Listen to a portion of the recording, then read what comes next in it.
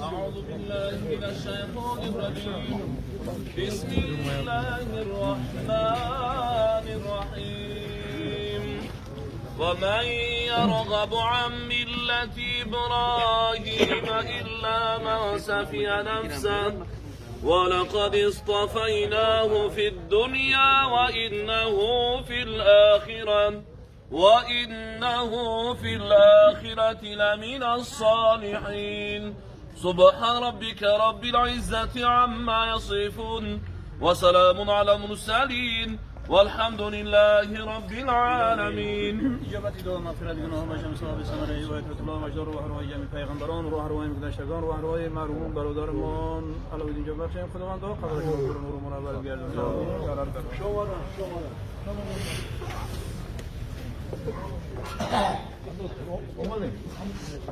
متخرجون خاطرات زكاة العودة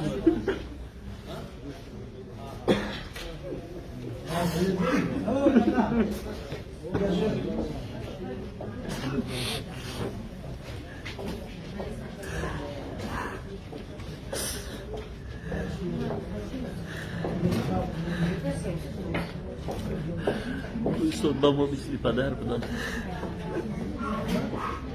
Mesti barodar دوست در روی این مهنت دوستی ها رو به ما رسوند.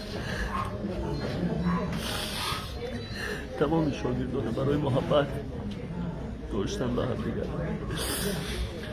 محبتی مردم رو ببینین شب شد از مردم نمیروند. خدا رحمت